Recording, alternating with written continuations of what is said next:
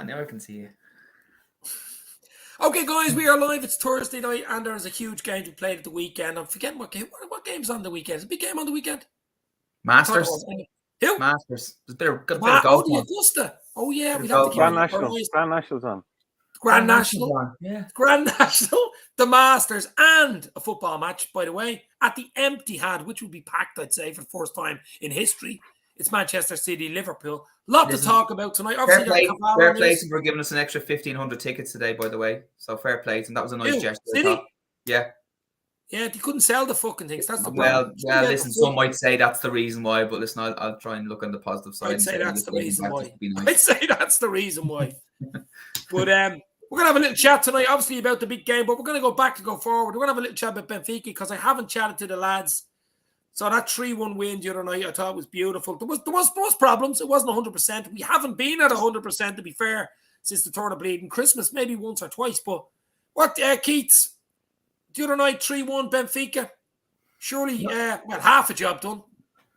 Nail on the head there. Like, we haven't been 100% or anywhere near. We've been trotting along at 50%, I'd say, 60% tops, winning football matches. Winning football matches, there's more than one way to win a football match, and we've been winning it the ugly way, let's just say, right? Without firing on all cylinders.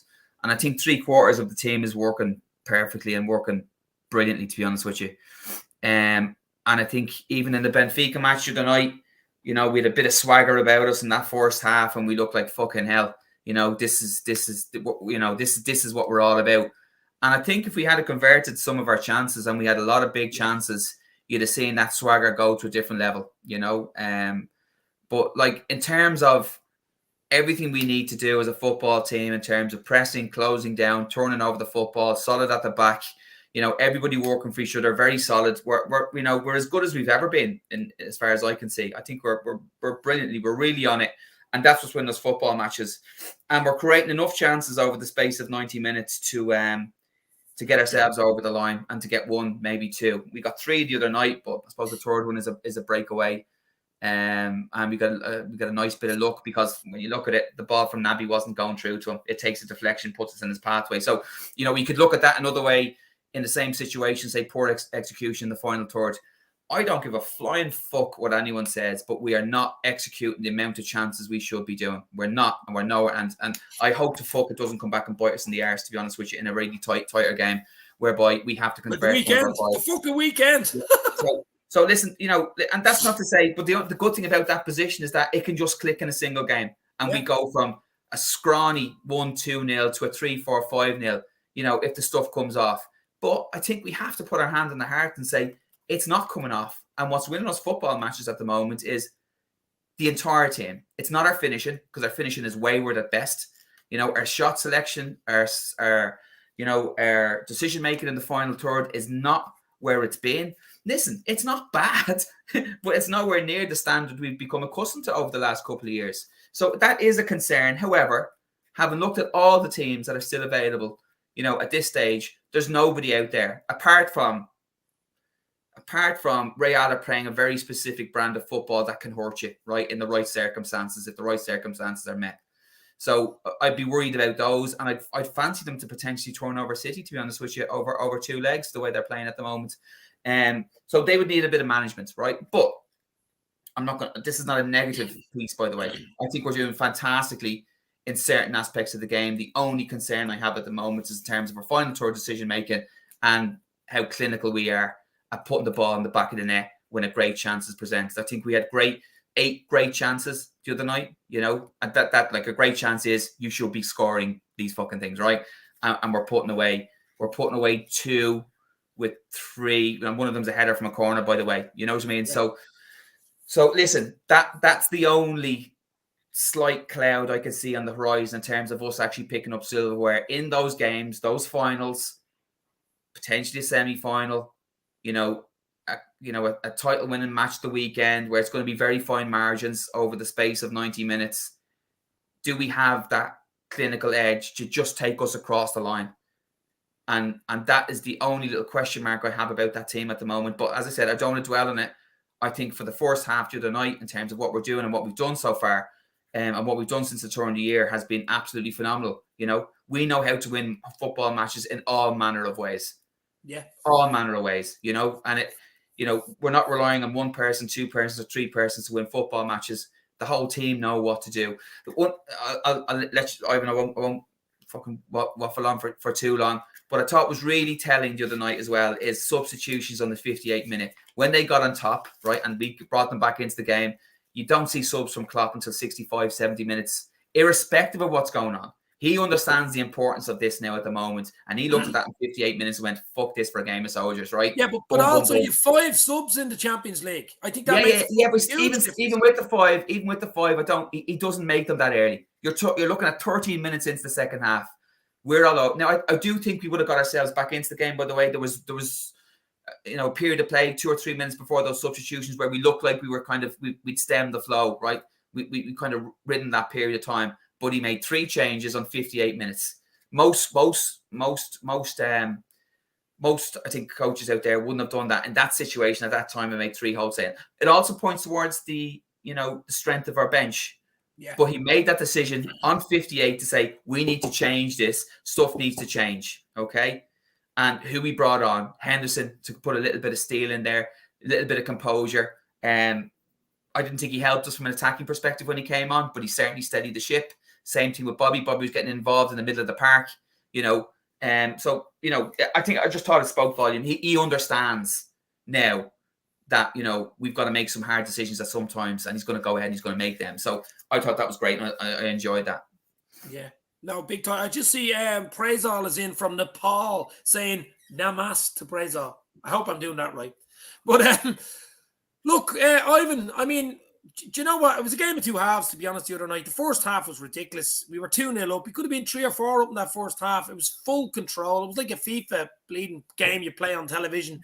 One mistake, second. But listen, 2-0 is that type of game. You're all over the team, you're 2-0 up, and you make a mistake, you're away from home, and anything can happen. And as you said earlier, this team are learning to hang in there. They're not like even last year. We would have maybe drawn the bleeding game last year, you know? We could have, yeah. No, I think Keith's spot on. Like what I like, and I was saying before, is that for the 20 minutes we were under pressure, we just held out and we quietened the crowd, because maybe last year that 20 minutes in a stadium like that, the Stade de Luche, we could have lost it. Like the intensity went up when they scored, and we diffused it, which I think is a great sign. I think what we have now, the positive for me is the defense. We don't look like we're going to concede, right? And I think in the FA Cup and in the Champions League, I think that's probably our best chances, because we are so resilient, right? So if we don't score, it's unlikely we're going to concede either. So we might take you as far as a penalty shootout, and then who knows? And we've got a psychological advantage, I think, in penalty shootouts. Now that's different in the league, and I think Keith's right. I would hope that those chances don't come back to haunt us. Now, what I would say, Keith, and you know as a coach as well as I do, you have to get into position when you're making the chances. That's the priority. Yeah. Eventually you'll take them. And I think Salah's just trying a little bit too hard. He could have scored a couple, maybe a hat-trick the other night, and was unlucky. The keeper pulled off a couple of saves and he took an extra touch or whatever.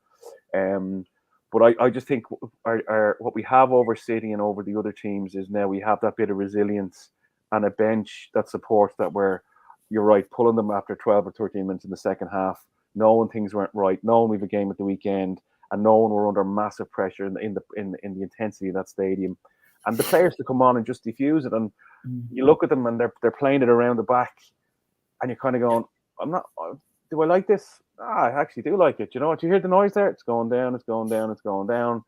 They're getting frustrated, they're jumping on the ground.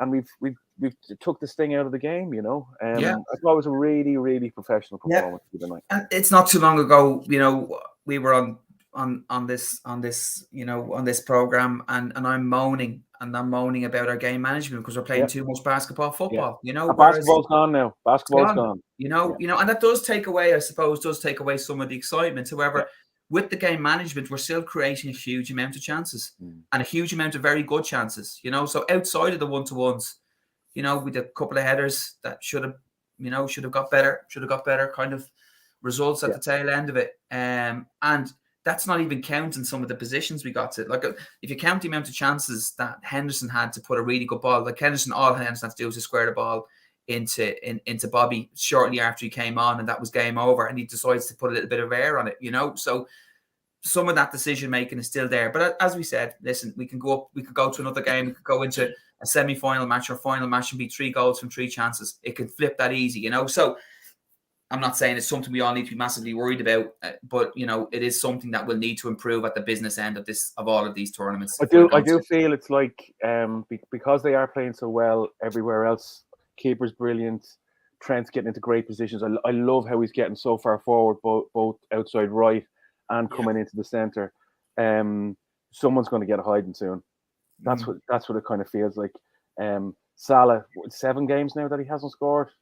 I think he's only scored 1 goal in 9 from open play. I had him down for a hat-trick the other night. I really did. And you're kind of thinking it's all gearing up for Sunday. If Salah turns up on Sunday, Diaz missing, it could be a big one.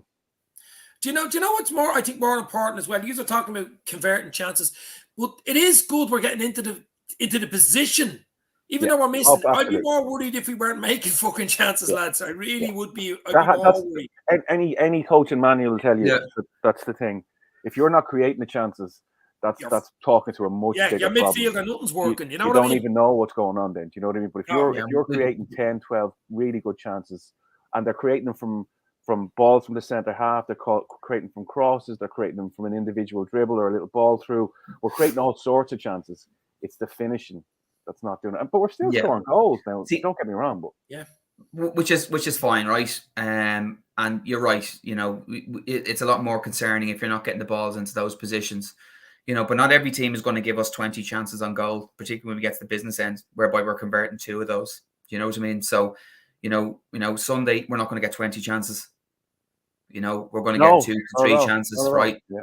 To score 1, and we're not scoring our 1 from 2 to 3 chances in big matches now at the moment. That is the concern. So you're right in one way. If we weren't creating those type of chances, it'd be more of a concern. However, at this level, like you look at Madrid last night. How many chances did Madrid have against Chelsea? Boom, boom, boom. Yeah. Incredible. Benzema was incredible last night. And that's finishing, it's finishing, chance goal, and he's doing that all season, Benzema. Do you know what I mean? So he is that easily the form striker now left in that competition at the moment in terms of his, chance goal ratio. And we need 1 or 2 of our guys. Listen, nobody has on paper or from a potential perspective, there's nobody left in any of the competitions who has the strike force we have in terms of our top 5, not even the top 4, top 5 we can draw upon, right? There's nobody. So, but we need to get them clicking. Yeah. So, and we've a short window to get them clicking. Even if 1 or 2 of those click in the last 7-8 league games, semi-final of the FA, the semis and quarters or whatever of the Champions League left, I think we'll have an unbelievable chance at least win one trophy. Yeah. So the weekend, guys. I don't know what way to take this game. So I was watching City the other night against Atletico. They huffed and puffed. They had all the possession. They literally owned the ball. They had 4 or 5 really good chances, but they gave away 1 or 2 chances as well. Good goal from Kevin De Bruyne, to be fair. He looked like he was the main man on the pitch. We all know how good he is. But what way do you think, Keith, do you think we'll set up against these? Will we go at them? Will we sit back? I think we've sat back too much of City at times and paid the fucking price. I just go for the cunts. I think you need to be listen, you got it. They're at home, right? They're going to have more of the ball than you're going to have. It's what you do on the ball, right? When you do get on the ball. I think when you get on the ball, you've got to be brave. You've got to play it into feet. You've got to get it turned, and you've got to get them turned, and you've got to get, you've got to play in air lads up front sooner rather than later. So get it into feet, get turned, right, and then use the pace in behind. I think once we turn over possession, and what I've seen for a lot of us at the moment is we're turning the ball over quite well, but then that transition forward seems to be a little bit slower, right? And I don't know, for whatever reason. I think when we've always done very well against City, we've always pressed them very well, turned the ball over in dangerous areas, and then it's 1, 2, 3 in and go, right? You're bang on there, yeah. So, it's that quick. We need to be one-touch football around the press, because they are going to press us when they lose the ball, 2 and 3. The passing needs to be precision, into feet, the layoff, and then it's into Trent or Henton or whoever else is in, or Thiago, and then that ball needs to be getting released, and we need to get them turned. and we need to get them turned. And not every one of those balls is going to be something that we can actually turn into a chance. But, you know, we will get chances that way. They will give us chances that way if we can do that. I also think we get chances from set pieces. So again, that reinforces the let's get down the wide, let's get down wide as far as we can, and let's start working corners. We score from set pieces, and I think we'll get joy against them in set pieces. But we have to be brave on the ball. We've got to trust our touch, and we've got to play the ball through their press nice and quick, and don't allow them dwelling on the ball. 2-3 touches, you're fucked with them. It's one touch football. So what I was impressed with the other night, and I think Trent has been absolutely superb the last couple of games. His first time playing of the ball has been unreal, both off the ground and half volley and volley. And I think if you look at the goals we scored against, you're bang on, Keith. The goals we scored against them have all been fast, left to right or down the middle and long. And I think that's how we're going to get them. And I think with them missing Rodri, we've a huge opportunity. But you're right, we have to do it quickly. We've got to do it quickly. The other thing I think we need to have a plan against is they're going to attack Trent. And they'll attract Trent there's two reasons why you attack Trent. Number one, I suppose, there's a perception out there that he may not be the best defender when the ball's played over the top and his reaction maybe not be faster. The other thing you do when you target Trent is you actually nullify that side from our perspective and you take away some of his attacking threat. So if that's the case and they're going to do that, we need to be prepared for that. That's going to be their ploy. And to be honest with you, in terms of the Guardiola rule book against Liverpool, that's what he fucking does. He's going to attack that side and he does it every fucking time. Yeah. So we need to be aware of that. Playing Liverpool should fucking do that because he's one of our main attackers. Yeah, so in other words, they get 2 bangs for their buck. Number one, they put him under pressure.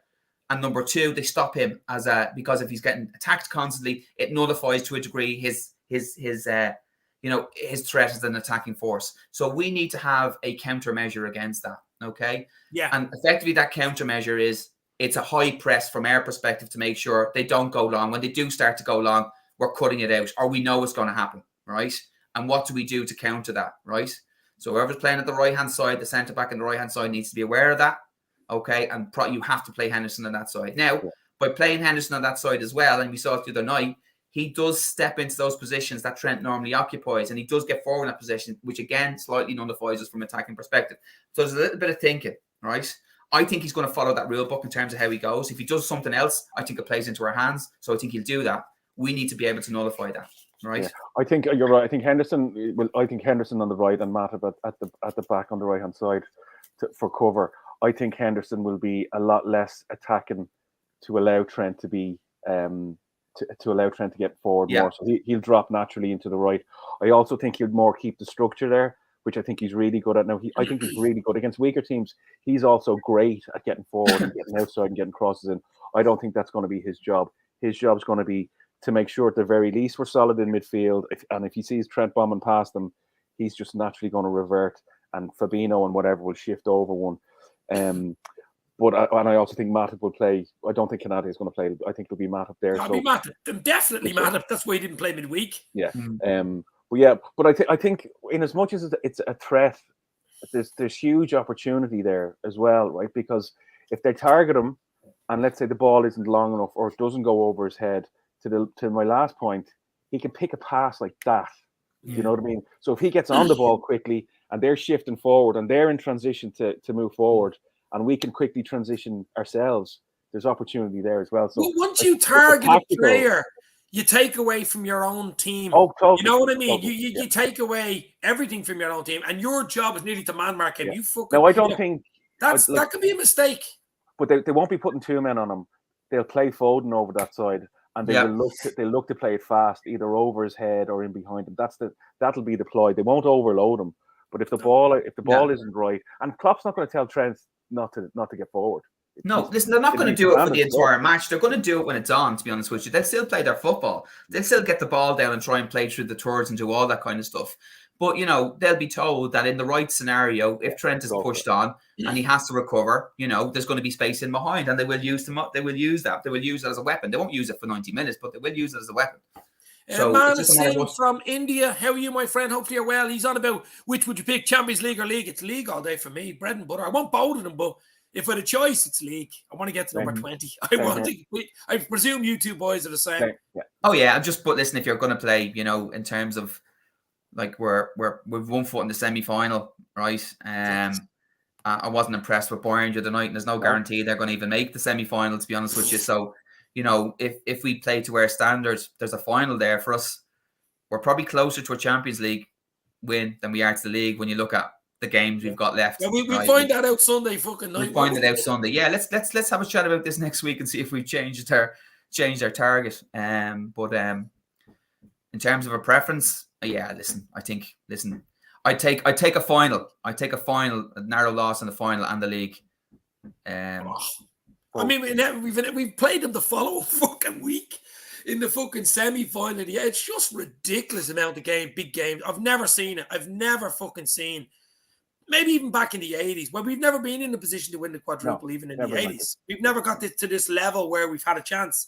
City can win a treble, by the way. People keep forgetting about that. City can win a treble, a possible treble. We can win a fucking possible quadruple. It's fucking ridiculous. Listen, from my perspective, it's one of the big two. And you know what? That's it. We have to come away at this point in this position. We've got to come away with one of the big two, to be honest with you. And if we do, fuck the quadruple. I don't give a bollocks about that, to be honest with you. No, listen, I take a Champions League or league right fucking now if you're handing it to me. I want the league, though. Let's be real. We're going to give you starting 11s. I think it'll be fairly. I think it'll be bread and butter starting 11. I think he's going to go as strong as he can. It's a huge game. He had one eye on it, I'm sure, since the Benfica game. Alisson in goal, Trent's back, Robbo's back, Van Dijk's back, Matip's back in. I'd say he's definite starter. I think it's Henderson, Thiago, Fabinho. I really do.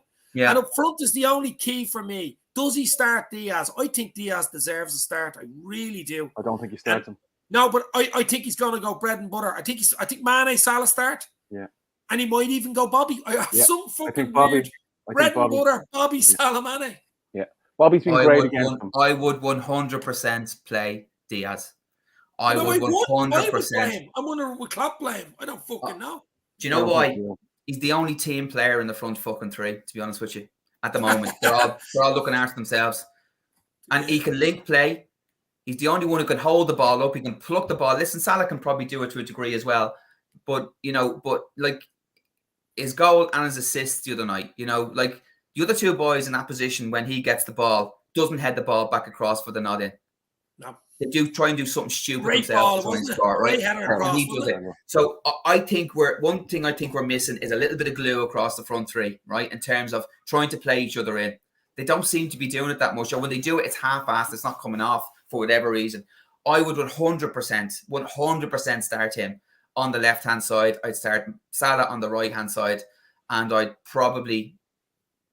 it's an absolute toss-up between Bobby and it's an absolute toss-up. The only thing I'd probably play Jota is his aerial strength, to be honest with you, in the kind of game that it's in. And I think Bobby at the moment, for whatever reason, seems to think that every time he gets a touch, he has to take 3 or 4 and the ball be taken off him too many times.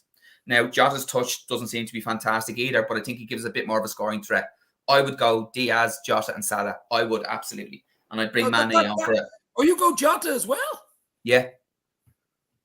I think the fact he took Salah, Mane off, I know it wasn't. Yeah, no, listen. We're asking for opinions here. I'm not saying this is the way he's going to go. Like, I don't think he goes Jota and Diaz, to be honst with you. No.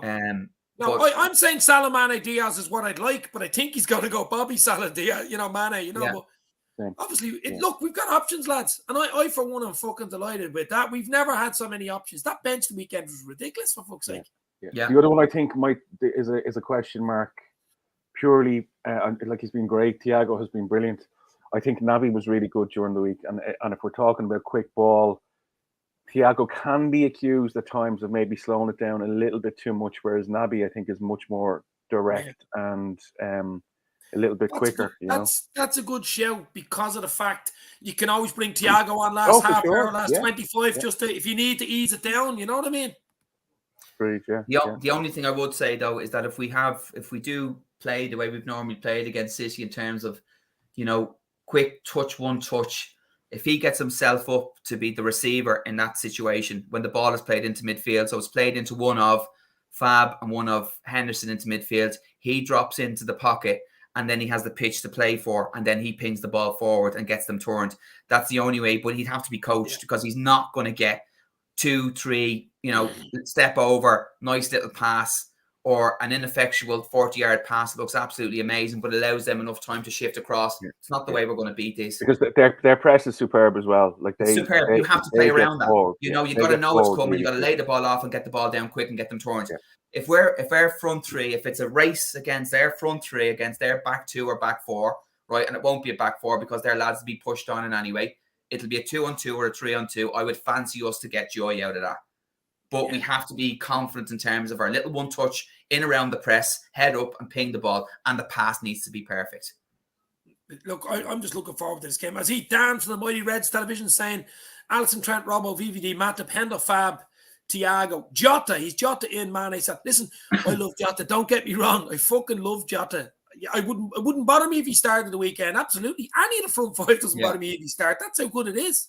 Look, I think that's probably the starting 11. I think that is probably the starting 11. I'm just throwing out there, I would like to see Diaz in there because I do think he gives us a little bit more continuity up front. Because the other you're right. Because all Mane's done for the last 4 weeks is cough up the ball, right? He's scoring. Don't get me wrong, he's fine. But if he doesn't get a chance, he's going to cough up possession 3, 4, 5, 6 times anywhere it comes near him, right? And by coughing up the ball in that position when we're all pushed on, puts us in all ends of trouble. All ends of trouble. It's so important that the ball and defeat to those boys sticks and they lay the ball off and we continue to press on with that. If they cough up the ball too easy, with Trent pushed on and Robbo pushed on both sides, right, it puts us in all sorts of trouble because the first thing they're going to do is get it down the wings, down one of the sides, and then it's going to be a winger down either side against our back two because the two boys want it recovered. So important that they actually stand up, get their foot in the door, or even take a foul. Yeah. But they have to box clever. You know, against City, they'll absolutely murder us if we don't do that. Murder us. So what, guys, what do you think? On that positive note. What? On that positive note. Yeah. So what do you think? Do you think we'll win? Do you think we'll draw? Do you think we'll lose? I think we'll win. I think we'll win the game. What's the scoreline? 2-1? It's 1-0. It's something like that. It's there's not many goals, and I just think we've been playing so well without scoring and managing games, and it hasn't been the kind of rock and roll stuff. We're just going at teams from the start, which I kind of miss. But give me a 1-0 any day of the week. Fucking right. Any type of win I'll take, for fuck's sake. I just think it'd be very tight. As you said, there'll be minuscule things in it, decisions, hopefully not ruined by VAR or fucking referee. We know, and the fucking referee, and it's a fucking disgrace. An absolute, I know, Taylor and Tierney. How is that allowed? How is it allowed?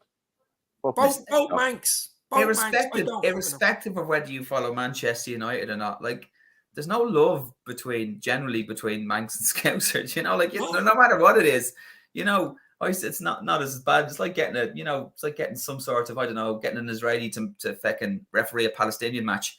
Okay, you know, it's just like, you know, they don't actually like each other generally. So why would you introduce that? Why would you introduce that? Why is Oliver not doing this biggest match of the season? Why isn't he's the best ref? Why is he not doing it? What, like, you have to ask why he's not doing it. You know, like, it's just put the best ref in. We're going to throw it in there for your scoreline. What, you think we win? I think if we score 2, we won't lose. So yeah, I look. I think they'll score. I think they will score, to be honest with you. But I think we can keep them to 1. So if we score 2, I think we have a 75% chance of winning. If we score 3, we have a 100% chance of winning. Well, look, I think it could be. I think it could be. There's a huge amount riding on this, and sometimes in these big matches, right? Listen, we'd all love to be a swashbuckling, and we come out 4-3, scoring a 94th minute winner. But these games can sometimes just disappoint you, and it's spawny, and it's so pressure driven, and it turns out to be a 1-1 draw, or God forbid, a 0-0 draw. It could end up like that. But I think it's a must not lose. I don't think we get beat. I don't think we get beat. Can't afford to get beaten. If we get beaten, I think we're in deep trouble. We're what? 4 points. 4. You know, I think a draw. We're still in it. We're absolutely still in it. I can see them slipping up, but just now when they slip up twice, I can absolutely see them slipping up now between this and the end of the season, and we'd have to be perfect. I think if this is a draw, we have to be perfect for the rest of the season. To be honest with you, and I don't see any reason why we can't be perfect for the rest of the season. I think if we lose, you know, I can't see them slipping up a further 2 times. To be honest with you. No. So hopefully we're playing them right in the middle of their blip and this is the end of their blip, or it's not the end of their blip. Do you know what I mean? I still think they're a little bit, you know, their league form. This is the beginning of their new blip. Yeah. A new blip. Lose the next three. I think we're in their heads. Like, you know, Klopp keeps talking about us. Or sorry, Pep keeps talking about us. Diaz came out talking about us. Walker was talking. So like I'd say when they're having the team talk or they're doing their little meetings, I think Liverpool's on the agenda. I don't think Klopp talks about Man City when he's doing the prep with the lads. It's all about how we play. Do you know what I mean? I don't think he has any other than we've got a really tough opponent up against on. He's not. They're not in our heads whereas we are in their heads. You know, and particularly coming back from 14.9. Sometimes overthinks big games. He does. He's made mistakes in Champions League finals and big league games. I'm hoping he makes one or two big fucking mistakes on Sunday. Yeah. You know what I mean? Like they have a tough game in the Champions League. They're no way through. That's what I'm saying. It's only 1-0. To go to fucking Madrid. That's why I'm sort of happy. You know, it's still in the mix there. You never know what could happen there. And one eye will be on that big game on Wednesday as well. So you're saying 1-0. Keith's sort of saying 1-0 or 1-1 or 2-1. No, I'm saying I'm going to stop short of saying we're going to beat them, to be honest with you. You know, back a month, I've been feeling a draw for a while now, to be honest with you, and then it's settled elsewhere.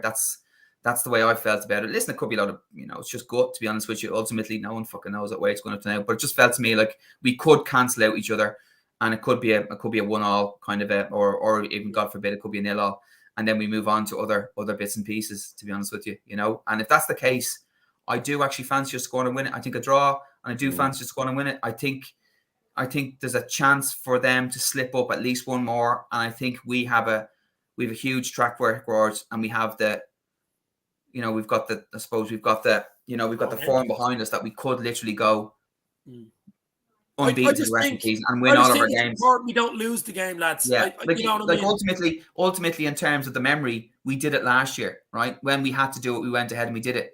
Like City didn't have to do it last year; they did it they had to walk through it. They no issue whatsoever. They pretty much walked to the final and they walked through the league. We dug in with pretty much most of the lads who are around there. You know, we dug in last year and did what we had to do. And I think it's within these lads to dig in and do what we have to do for the end of the season. So I think if we can get our head in front at any point in time, I think we'll show them a clean pair of heels and we can drive on and win it. But if we lose tomorrow, I can't see them losing 2 matches, you know. And I think they haven't, I know that they've lost games, but they've been on top in every game they've played. They haven't had a game yet where they've had to, you know, come under pressure and do what we've had to do against Arsenal and Benfica during the week. So I agree. I think they're dropping points elsewhere, regardless of what happens on Sunday. I mean, even if they win, let's say they did win, and we won all our games then the remainder of the season, it could come down to 2 draws. If they got 2 draws, it'd be back level, it'd be goal difference. So you don't have to lose a game, you know what I mean? We're just running out of games. That's the only thing. Yeah. Well, listen, we all want to win the weekend. I'm going to go 2-1. We still have to play Everton, you know, and they're going to be absolutely desperate, and we have to play United as well, you know, and they could have a new manager and a bit of a bounce there. So, you know, there's a lot more, you know, banana skins potentially in front of us than there is for City. You know, let's just put it that way. Yeah, I'd seen that stat actually. Eamon Kelly saying there, City hadn't dropped points since they scored 4, so let's hope they don't fucking score 4. But there's always a first time. There's always a first time. That's right, for the last 5 minutes, we'll have a quick chat about Carvalho. I don't know if you've seen the breaking news earlier. Fabrizio Romano talking about Fabio Carvalho, the young winger from Fulham, 19-year-old. He's a proper player. We should have signed him in January. I know we probably did 90% of the signing without actually signing him, but it looks like it's a done deal. He can't sign until July anyway, but it looks like it's done. What do you think? Because you know anything about him? He looks proper. I've seen a few things on YouTube about him. He looks wow. Yeah, I've just seen as you said, I didn't know a whole lot about him even when he was mentioned, and I just did a bit of Googling on him, and he looks an absolute player. I think it speaks as much about him as what the business we're going to do in the summer. Like if people think we're signing Jude Bellingham, they're reading the wrong paper, because that's not going to happen. He's our signing. We might sign one more player in the summer, but there won't be big money. I think it depends who leaves. It depends who leaves. Yeah. But But again, I think maybe one of the front strikers will go. Yeah. And your man, like, we still haven't. Elliott hasn't come back fully into the team yet. Divock will probably go. Carvalho is that kind of. He can probably play across the street. Minamino's still there. You know. Ox. You know. There's going to be a weird. It's going to be a good summer. But I don't know whether you've seen Klopp's chat the other night. He basically said it straight out. Someone asked him about Haaland, and he goes, "Not a chance. We wouldn't be. No, the wages are ridiculous. They don't pay those wages. So we're struggling to pay fucking Salah 400 grand. He wants 600. It's not going to happen. So forget about Mbappe. Forget about Haaland. It just doesn't happen. Those type of signings don't happen, and for a good reason. They fucking have baggage with them, and I don't want their fucking baggage. No matter how good they are. Well, Haaland definitely has baggage. Definitely has, but with the agent and the dad, they're all looking for money out of it. So as good as he is, and none of them are at this stage of the Champions League. So there you go. More than one way to win a game of football. So listen, I think he'd be a great addition. I think he's definitely one for the future, and he's already kind of performing at the moment. I've watched him a bit now. During the season. I think he's a fan, and I think, to be honest with you, when Nico went up there in January, I think that was a really good indication that was done. The other really important thing I think to bear in mind, and it's probably the most important part of it, certainly from my perspective, is that I don't think a player of that stature, with the amount of players, amount of teams sniffing around him, comes to Liverpool if Klopp is hanging up his boots with us in 2024. Good point. I think he's going to extend, and I think that's really good validation of the fact that Klopp is staying around. Yeah, he actually did a Freudian slip midweek. Did you see it? Yeah, with the Crouch interview. Yeah, he said, I'll be here for the next couple of years, and I'm here for 2 years or more. Or more. Yeah. You know what I mean? So I think there's a year or two extra added on there, because, as we said, Diaz coming in. He's probably going, "Oh, geez, this guy is fucking. This guy's going to be electric." Yeah. So I think there could be a double Salah Klopp signing, and that's it for the summer, lads. No more signings. You know what I mean? I agree. Yeah. I'd like us to be looking at that right fullback for Forest as maybe we need a bit of Trent fullback cover. But guys, I enjoyed that. Thanks for the chat as well, guys. Thank you very much. Hit the like, hit the share. Keith, Ivan, huge game the weekend. We're all going for a win. It'll be tight though. I really do. It's my birthday on Monday. Did I go for a win? Did I go 3 points? What? Did I go for a win? Not sure I went for a win. No, you're not lose. Yeah, and not lose, win. As I say, it's my birthday Monday. 55 on Monday. 55 I want 3 points for my birthday. Right? That's what I think you'll get them. Thanks very much. But I might even see one of yous or two of yous on Sunday. You never know. You better have a cake. You're more than welcome. I'll be local anyway.